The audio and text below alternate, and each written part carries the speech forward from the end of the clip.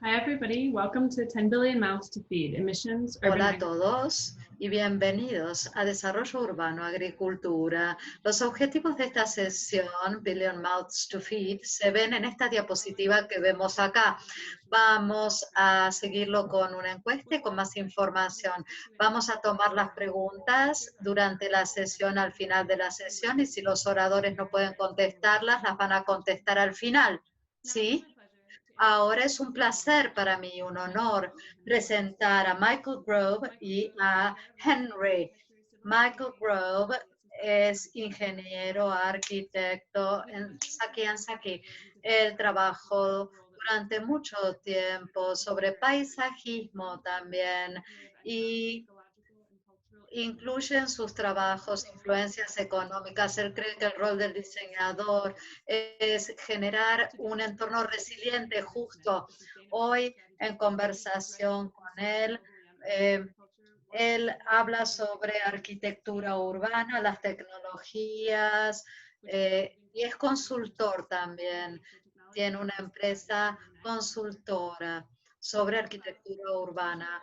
Él va a hablar del potencial de la agricultura urbana para satisfacer las demandas de una población urbana creciente. Muchísimas gracias, Michael. Muchísimas gracias, Natasha. Lo que no mencionaste de mi diapositiva es que a pesar de que soy paisajista, he sido chef en otra vida. Amo comer, amo mirar la comida, amo comer y amo hablar de la comida. ¿Qué está en el centro de lo que somos? ¿Cómo interactuamos? ¿Cómo tomamos decisiones? Pero a medida que las ciudades siguen creciendo, nosotros tenemos que ver de dónde sacamos los alimentos. De hecho, antes de la pandemia, eh, en un centro más convencional, nosotros tomábamos por hecho de que teníamos comida afuera esperándonos. Vamos a poner las cosas en perspectiva. Yo vivo en Boston, que tiene 4.600 personas en el área urbana. Quiere decir que la mayoría de las personas comen 4 comidas. Los bostonianos consumen 14 millones de comidas por día y nosotros pensamos que somos el centro del universo, pero somos la ciudad 89 más grande del mundo. Imagínense si estuviéramos en Shanghái, en Delhi o en Tokio, con poblaciones de 20 o 30 millones o más. Eso quiere decir que de 69 a 140 millones de comidas se consumen por día. Todo este alimento se tiene que plantar, cultivar, cosechar, procesar, empaquetar, preparar, transportar y desechar. Así es el ciclo de vida de los alimentos y la mayoría de las personas solo conocen 3 de estas actividades. Para los seres humanos este es nuestro entorno natural. Lo que no nos damos cuenta es que somos tan dependientes del mundo natural como lo era el hombre de las cavernas. ¿Cómo llegamos acá? Esto comenzó hace 10.000 años. Acá tuvimos 2 invenciones, la agricultura y el urbanismo, que se dieron en el mismo lugar, al mismo tiempo. De allí en adelante, la arquitectura y las ciudades estaban enlazadas. Nosotros vemos esto en forma urbana. Hace mucho tiempo la densidad estaba en el centro. Esto no es diferente de lo que tenemos hoy en día, a excepción de que las ciudades son más grandes. Aún antes de Cristo, Roma tenía un montón de personas para alimentar. Tenían que traer alimentos de muy lejos. Esta necesidad de las ciudades dio comienzo al imperialismo. La forma física de las ciudades se vio influenciada por los alimentos. Aquí tenemos nombres de calles en Londres. Todas tienen que ver con alimentos. Cornhill, eh, la calle del pan o Bread Street, etcétera. En Boston tenemos a Quincy Market. En Seattle tenemos otro mercado, tenemos el Borough Market y en San Francisco también. Mi empresa Saki hizo una encuesta hace un tiempo preguntando a la gente qué es lo que les interesaba de su lugar donde vivían. Pensamos que iban a decir la arquitectura, pero no, hablaron de la comida. El 46% de las personas dijeron que les encantaba probar un restaurante nuevo, eh, comidas nuevas, sabores nuevos. Otra cosa que hizo América Grande es nuestra historia, nuestra versión romántica de la granja americana del productor americano. Tomemos a Iowa, por ejemplo. Muchos pensaban que era el granero de Estados Unidos. Es sorprendente qué poco acceso al alimento local tenemos. A pesar de que hay producción agrícola, la mayor parte de los alimentos viene de muy lejos en Iowa, de 12.000 millas. Estas granjas están generando, por ejemplo, maíz, soja, que se procesa. Menos del 1% de las producciones en Iowa cultivan vegetales que van directamente a ser consumidos por los humanos. California es otro ejemplo de la situación precaria que vivimos. Es el productor número 5 en el mundo. California cosecha la mitad de las frutas, verduras y frutas secas que necesitan agua para crecer. En California el 80% del agua se destina a la agricultura. De hecho, un solo cultivo, alfalfa, va directamente para el ganado y requiere más agua que cualquier casa de California que necesita anualmente. Pero ¿qué conocemos de California? Sabemos que está muy lejos de los centros urbanos de la costa este, es decir, más altos costos de transporte. También se está recuperando de una sequía terrible en 1200 años. Cuando miramos la correlación entre los condados más afectados por sequía y lo que se cosecha ahí, el suministro de alimentos tiene un nivel de riesgo inaceptable allí. No es solamente en California, sino que en Florida también. En Florida, 1/3 de nuestras frutas y verduras de los Estados Unidos se hacen allí. La sequía en California y las tormentas también en Florida, los cambios climáticos tienen un impacto terrible sobre el suministro de alimentos, especialmente en cultivos que son vulnerables a todos estos. Esto no es solamente un problema en Estados Unidos, ¿no? Acá alrededor del mundo, 19 millones de hectáreas de bosque tropical se pierden. Esta destrucción no solamente libera carbono, reduce la biodiversidad y empeora el tema de las pestes como el COVID-19. Nosotros tenemos que generar condiciones mejores. Ahora tenemos muchos virus que son patógenos, que toman la oportunidad que nosotros les ofrecemos. Quiere decir que los alimentos como los conocemos hoy no son sustentables. Este no es el futuro que nos prometieron. Cuando yo era chico, en los 80, Willy Wonka decía que un pedazo de chicle podía alimentar a una persona lo mismo que alimentaba una cena, ¿no? Todos nuestros alimentos iban a ser alimentos de ingeniería y los supersónicos nos mostraban una máquina en donde apretábamos un botón y aparecía la comida. Estas visiones del futuro en realidad no son lo que nosotros tenemos ahora. En los 50 y hasta el día de hoy, nosotros tenemos alimentos empaquetados, producidos por una de las 5 multinacionales que controlan el 80% de todos los alimentos de todo el planeta. Pensemos en esto. 5 compañías que controlan el 80% de lo que ingerimos. Esto tiene que cambiar. Y sí, lo está cambiando. Aquí tenemos algunas granjas urbanas que producen alimentos locales y que ayudan a los edificios a ser más eficientes en energía. Esto sucede en Fenway Park, en Boston, en donde los productores producen en el medio de la ciudad alimentos que van al estadio mientras que uno está mirando el juego. También las universidades alimentan a sus alumnos. En Tailandia, en Bangkok, se abrió esta granja que tiene el beneficio de capturar agua de lluvia o pluvial. Aquí tenemos ejemplos estacionales que no deben serlo. En Maine, acá podemos ver los tomates hidropónicos que se venden al mismo costo que los importados de California o México. Esto nos lleva a esta granja de hortalizas en Devons, Massachusetts.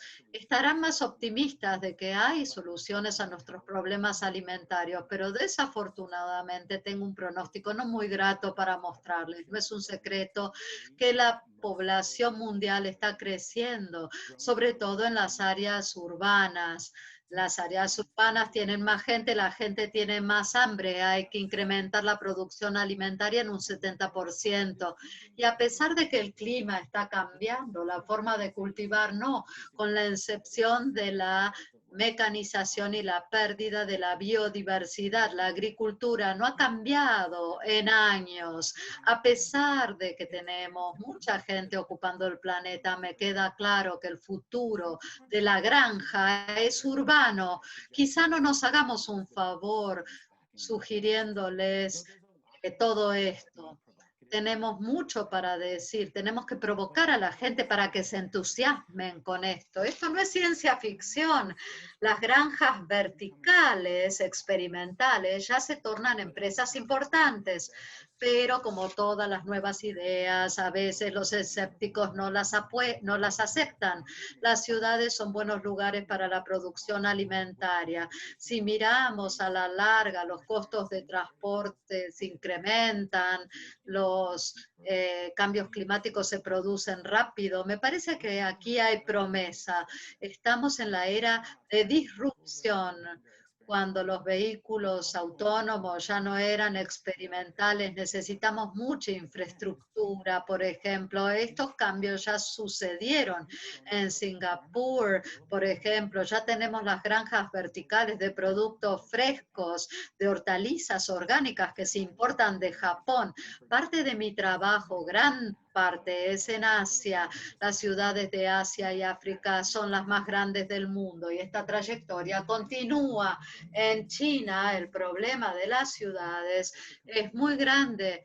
Las personas en la agricultura compiten por la misma tierra. La tierra arable está en el este del país. Ahí es donde el 93% de la población reside. Este conflicto resultó en una cantidad soberana de desarrollo agrícola. 123.000 kilómetros cuadrados en una década. Para los que necesitan una idea, es como el estado de Iowa. De la producción que queda, 20% está contaminada. Nuevamente, para ustedes, las áreas contaminadas representan la mitad de la tierra del área de California. Los pesticidas, fertilizantes se usan cada vez más, con consecuencias lamentables. Pero estamos acá para aprender sobre carbono.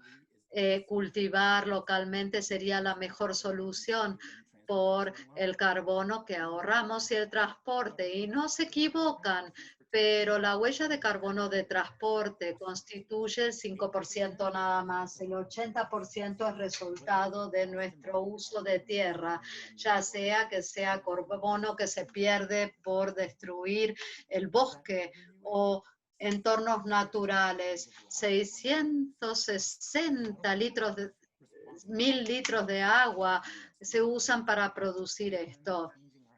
No estamos cambiando los hábitos. En China, las importaciones de res incrementaron en 19.000%. Seguimos comiendo carne. Ya los convencí, seguramente, de cambiar los hábitos. La producción de soja es segunda a la res en términos de daños ambientales. Es como homicidio en primer grado y homicidio en segundo grado. Cambiemos entonces a mariscos. Los manglares son ecosistemas ricos en carbono en el planeta y su destrucción libera dióxido de carbono, que hace que los entornos se dañen y se dañen mucho. Nuestra dieta se dirige a vaciar los recursos de agua e impulsar cambios climáticos. Estén listos para las nuevas noticias. Las granjas verticales nos llevarán a la segunda generación. Las granjas urbanas, estamos construyendo muchas verticales que van a proporcionar alimentos a las ciudades todo el año a nivel económicamente factible. Al final del túnel, las ciudades chinas son perfectas para la granja vertical. 56% de las hortalizas se consumen en estos sistemas hidropónicos. Estos sistemas producen entre 40 y 100 veces más que un terreno abierto. Y las granjas verticales implican que tampoco tienen que estar pensando en la calidad de los suelos en los que se están cultivando las hortalizas. Y no es por decir que no tenemos que solucionar los problemas de la producción agrícola tradicional, pero quizás podamos volcarnos a otros usos más interesantes para tener un mayor rendimiento. También existen laboratorios en los que se cultiva la comida y muchos de los residentes urbanos de Shanghái nunca han siquiera visto una granja o una huerta. Y con el costo inmobiliario que se incrementa año a año, creo que la arquitectura vertical como la de Sungkiao se convertirá en uno de los aspectos fijos de cada ciudad. Así es que voy a cederle ahora la palabra a Henry, que nos hablará de este mismo tema. Henry Gordon Smith, al micrófono. Siempre es un placer escuchar las presentaciones de los colegas. Vamos a hablar ahora del impacto potencial que pueden tener las huertas urbanas. Tenemos un jardín en la azotea en Montreal, en París, un jardín también en una terraza y una integración de las que hablaba Michael en Kioto, que es un jardín vertical. Entonces, ¿cuál es la mejor de estas soluciones? Bueno, resulta complicado. Como lo mostró Michael, todo el sistema de agricultura es complejo y se necesita crear un marco para siquiera poder comenzar a evaluarlo. Entonces, a través de la arquitectura, lo que vemos es que se trata de un espectro de arquitectura que se aplica en mayor o menor medida. Con la menor tecnología tenemos los jardines comunitarios, las granjas y las huertas en las azoteas. Quizá podamos tener un híbrido con jardines hidropónicos y luego los jardines y invernaderos en las azoteas y por último los jardines verticales. Pero no hay una sola solución que nos satisfaga a todos. En algunos mercados donde la energía viene del carbono, una solución puede ser mejor, pero quizá a otros se adapte mejor una solución que tenga diferente impacto. Entonces, en la agricultura urbana analizamos 6 categorías de impacto. El impacto social, el impacto económico, ambiental, y por debajo tenemos los cimientos de este análisis. Pero también tenemos otros como los aspectos de la estética, el impacto en la salud y la educación. Aquí nos concentraremos un poco más en el impacto ambiental de nuestro análisis para esta presentación. Mucho del conocimiento que tengo viene de 10 años de análisis del impacto que tenemos de la agricultura en el medio ambiente y también de mi trabajo como consultor alrededor del mundo. Y he aprendido que los contextos son muy importantes para la arquitectura urbana, para la agricultura urbana. No es lo mismo según el costo de transporte, de la comida, el acceso a la comida, los talentos, todo eso tiene una gran importancia, con lo cual tenemos que pensar en un diseño típico adaptado al cliente y entonces así definir cuál es la solución adecuada, pero siempre entendiendo los pros y los contras de cada uno de estos sistemas. Por eso es que se los voy a presentar e intentaré presentarles esta cuestión en el contexto del impacto ambiental. Tengo algunos estudios de casos para que lo puedan ver más claramente. Este es el caso de Lufa Farms. Es un proyecto muy interesante. Llevan unos 10 años operativos. En 2009 lanzaron sus operaciones en Montreal y tienen granjas hidropónicas, tienen hortalizas y otros diferentes productos que se venden como bolsones o cajas para la comunidad. Pero la mayoría de lo que venden se cultiva en estas huertas o granjas. Y entonces tienen todo tipo de tomates, de hortalizas de hoja verde, tienen pimientos e incluso fresas. Tienen 4 de estos invernaderos en azoteas. En este momento lo que muestra aquí es el invernadero hidropónico más grande del mundo que está en una azotea. Ellos tienen su propio modelo que genera unas 25,000 libras de berenjenas y de verduras en general por semana en un espacio de unos 164,000 pies cuadrados. Con lo cual, las inversiones de capital para estas instalaciones son de alrededor de 15 millones de dólares. Típicamente, estos invernaderos sean un 40% más costosos que un invernadero normal por las integraciones que implican. Y no recomiendo unos que sean más pequeños de 40,000 pies cuadrados para poder hacerlo con fines comerciales. Pensemos ahora en el impacto. Pensaba en el impacto de Lufa Farms y al combinar todas sus huertas que brindan alimento al 2% de los residentes de Montreal, bueno, es algo impresionante vista la tecnología que han requerido. Y para el futuro, para poder hacer todo esto de modo renovable y utilizar energía renovable, para poder acceder a algo que justifique los cultivos a puertas abiertas, tienen que reducir la huella de carbono. Entonces, en definitiva, el razonamiento es llevar esta producción a las ciudades para crear más empleo y para derivar mayores beneficios de esto. En el modelo de Lufa Farms, hay muchos productos importados que entran en Canadá y en Montreal y se necesita menos agua. En este modelo se usa el agua, se la recicla para poder cultivar el modelo hidropónico, pero también se generan menos desperdicios. Los desperdicios de los productos en general en la producción agrícola alcanzan un 40% y tienden a emitir carbono también. Entonces se desperdician recursos que ingresan en eso, pero también hay emisiones de carbono ahí que no se pueden tratar de manera sostenible. También los sistemas a puertas bajo techo suelen ser más resilientes y más resistentes a las catástrofes climáticas. Y si usan energías renovables en general, se pueden abastecer de energía ecológica o renovable por completo.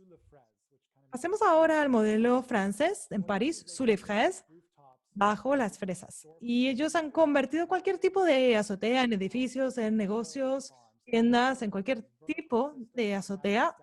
Aplican unos sistemas verticales como un andamiaje con material y con sistemas de goteo que generan unas suertes de túneles que pueden permitir crear mayor densidad de producción, pero pueden tener muchísimos productos diferentes, sea fresas, hierbas, incluso lúpulo, y entonces generan productos a los que les agrega valor, porque elaboran cerveza con sus lúpulos, no son solo las verduras.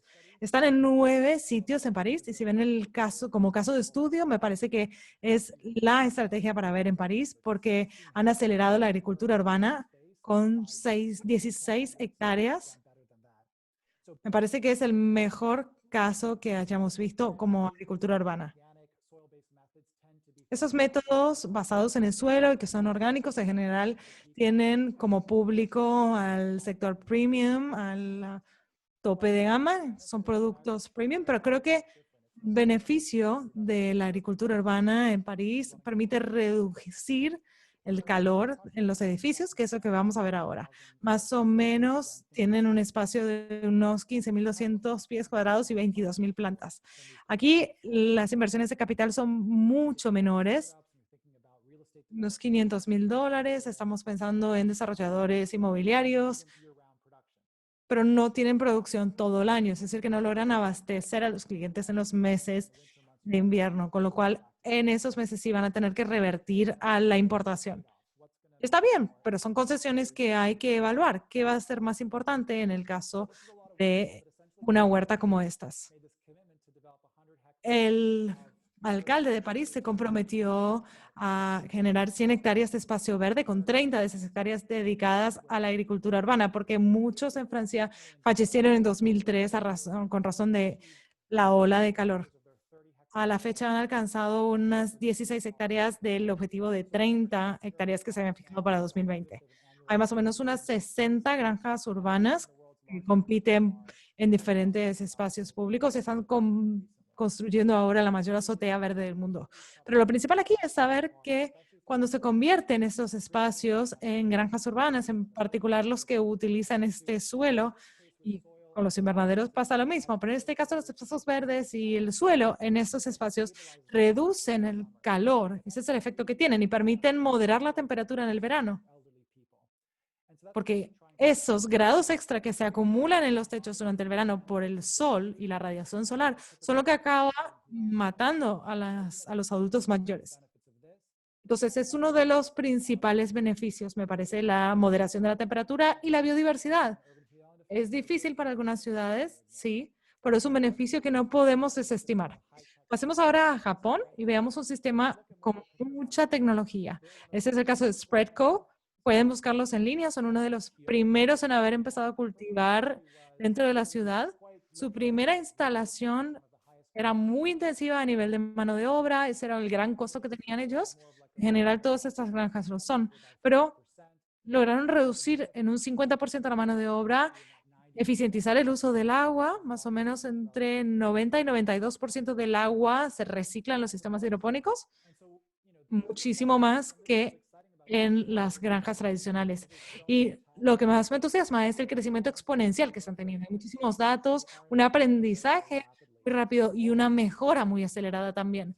También tienen una tecnología exponencial que está integrada, como los microchips. Y hay una ley que muestra que la eficiencia se duplica y que el costo se reduce a la mitad. Entonces, la eficiencia mejora y el costo se reduce, por lo cual las granjas hidropónicas empiezan a cobrar mayor importancia alrededor del mundo. Entonces, en Norteamérica, hace unos 6 o 7 años que comenzamos y todavía tenemos mucho trabajo por delante, pero sí vemos una mejora consistente a nivel económico. Y es parte de lo que más se nos consulta de todo el mundo cuando hablamos de agricultura urbana. Pero ellos no cultivan muchas variedades. Eso sí no lo dije, en Japón se concentran en 4 variedades de lechuga exclusivamente, pero producen 30,000 plantas de lechuga por día. Así es que fíjate la escala. Si pusiéramos esto mismo en Shanghai, ¿qué consumo podríamos abastecer con esto? Ese sería un impacto considerable que podría permitir proteger el terreno y el uso de la tierra.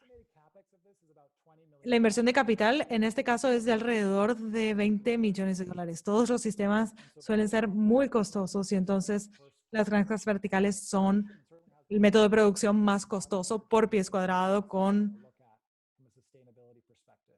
la perspectiva de sostenibilidad y con la inversión que requieren. Uno de los impactos importantes para mí, en este caso, es el historial de protección de bosques que tiene Japón. Japón obviamente es una isla, como todos saben. Tiene una población muy alta, muy elevada, y como ven aquí, la cantidad de tierra cultivable, en el porcentaje del territorio total, se disminuye, se reduce paulatinamente. Entonces, debemos asegurarnos de que el terreno cultivable se conserve para los cultivos que no pueden producirse bajo techo.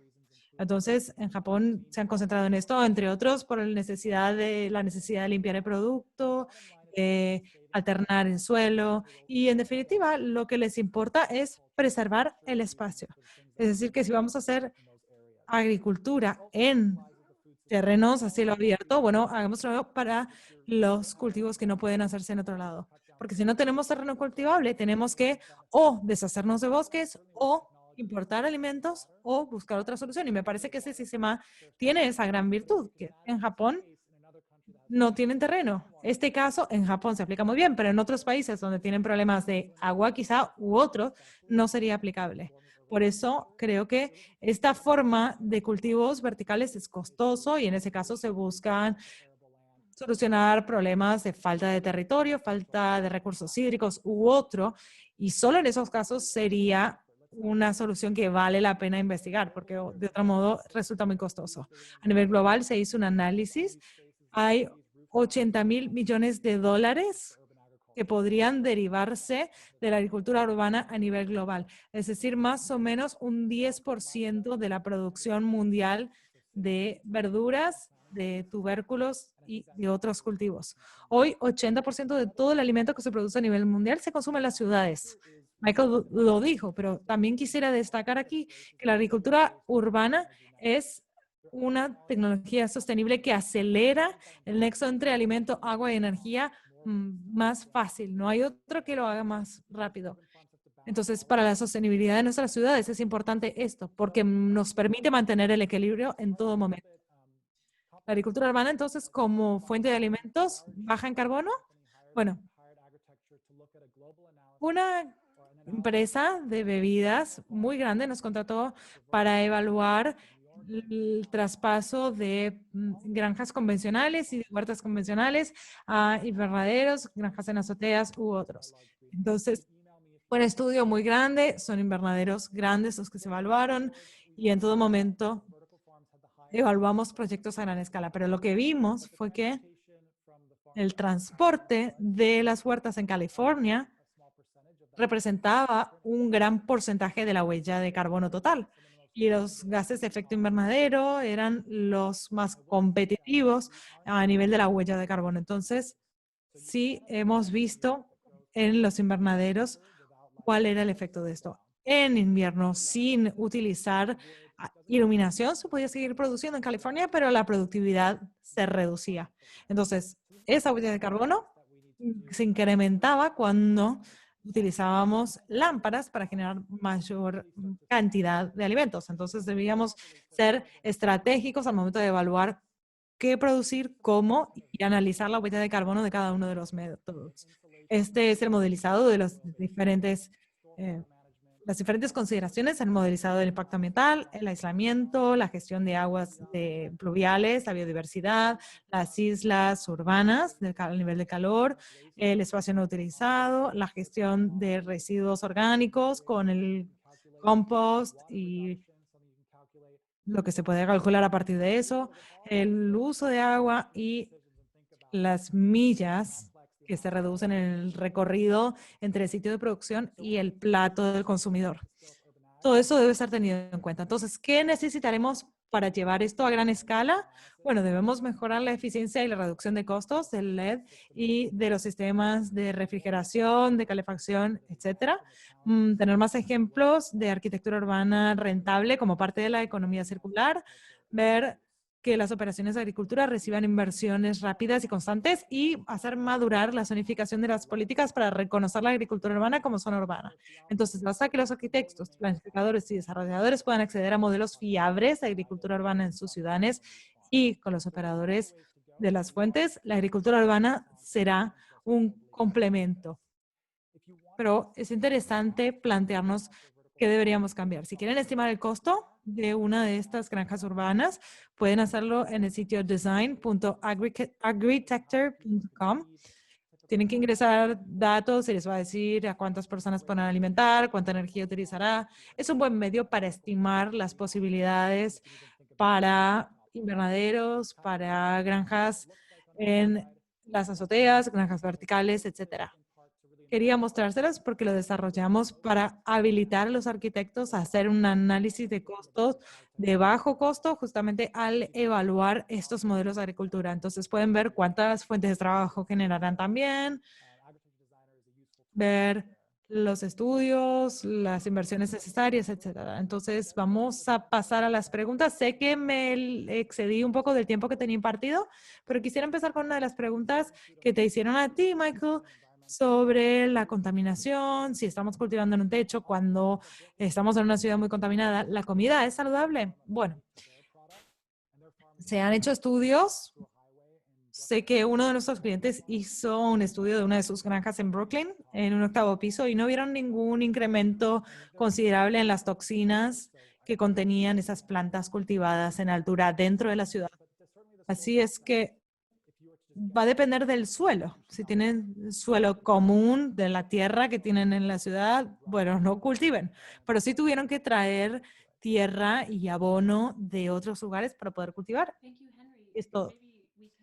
Habla Natasha. Muchas gracias, Henry. Quizá pudiéramos incluir el enlace a ese estudio informativo al que hacías alusión en el sitio web más tarde. Así es que te lo voy a pedir. Nos quedan 5 minutos para las preguntas. A través del Q&A, además, nos preguntaron, además de las verduras de hoja, ¿qué cultivos se adaptan mejor a las granjas verticales en las ciudades? Bueno, habla Henry. Las verduras de hoja son las más adaptadas, son las que tienen más biomasa. Y entonces, si las pusiéramos al sol, sin otras luces, quisiéramos asegurarnos de que se produzca una cantidad suficiente de biomasa. Pero otras van a necesitar mucho tiempo, mucha energía para poder generar un fruto. Eso es lo importante. Pero técnicamente, todo se puede cultivar, incluso trigo, maíz, etcétera. Pero también en estas granjas se puede esperar ver fresas como cultivo comercializable, tomates y pimientos. Habla Michael. Sí, en el respecto del contenido nutricional de esas hojas verdes u otros, hay que decir que en general el valor nutricional de las hojas verdes se pierde en un 30% dentro de las primeras 24 horas tras el momento de cultivarlas y 70% entre el momento de transporte y unos 10 días después. Y es el plazo que en general se tarda en llevar un cultivo en Estados Unidos del lugar en el que se cultivó al consumidor, al punto de venta. Y entonces la gente que los está comiendo pierde muchísimo del contenido nutricional en ese sentido. Y creo que ese es un gran cambio. Habla Henry, sí, absolutamente. Uno valora muchísimo más el producto, me parece, cuando sabe de dónde vive y las poblaciones de las ciudades deben entenderlo claramente. Habla Natasha. Gracias. Alguien pregunta si pueden confirmar que el estudio mostró que una granja a cielo abierto convencional tiene una huella de carbono más grande que un invernadero y si se lo puede comparar también entre granjas orgánicas y granjas convencionales. Habla Henry. Bueno, hablamos de invernaderos de escala en Nueva York, considerar la iluminación, considerando todos los cultivos, el invernadero tenía la menor huella de carbono. Es un análisis general y podría vérselo de diferentes maneras. Cornell está haciendo el primer análisis de ciclo de vida comparativo de todos estos análisis, pero están viendo qué se necesita para construir las rutas, para poder acceder a esas explotaciones, toda la huella de carbono se está evaluando. Y también se evalúa del otro lado el trabajo para construir la estructura de un invernadero. Entonces podemos decir que un invernadero siempre, no podemos decir que siempre va a ser sostenible, que siempre es la mejor solución. Estamos viendo qué dicen los datos que tenemos en este momento, pero no generalizaría en ese sentido. Habla Michael. Sí, es importante dar un paso atrás y pensar en el todo. Cuando pensamos en granjas tradicionales, en general hay otros factores, incluida la mano de obra necesaria para trabajar en esas huertas, la disrupción del suelo a cada temporada o cada año, el carbono que se libera, el uso ambiental y ecológico que se podría hacer de ese terreno, que sería mejor. Entonces, habiendo leído el estudio de Henry, creo que lo que se resume aquí es un poco simplista y hay muchísimas otras consideraciones.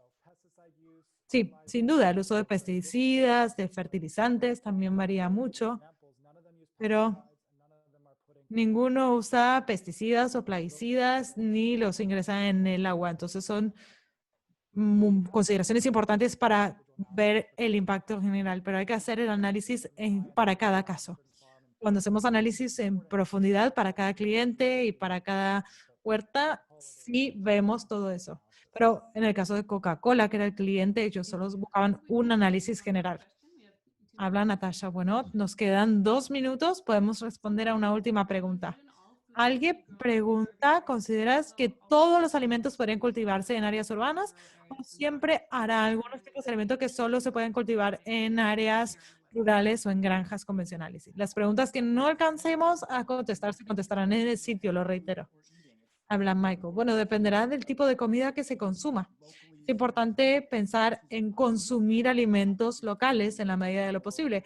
Y siempre, dependiendo de uno donde esté en el mundo, habrá alimentos que no se pueden conseguir a nivel local. Si uno está en una ubicación tropical o si no viven donde se puedan cultivar determinados alimentos, habrá que importarlos. Pero si podemos reducir la cantidad de alimento que tenemos que importar, vamos a beneficiarnos todos. Entonces, creo que debemos ver los excesos actuales con la comida, cambiar las expectativas con la alimentación y con las dietas y también gestionar mejor nuestros sistemas, manejarlos mejor para poder aprovechar y no solo comprar una cajita de vegetales de otra parte del mundo, pero tratar de comer lo que es de estación. Habla Henry. Sí, estoy totalmente de acuerdo. En el caso de Melbourne tienen un 40% de alimentación a partir de fuentes locales y se protege el uso del territorio alrededor de la ciudad.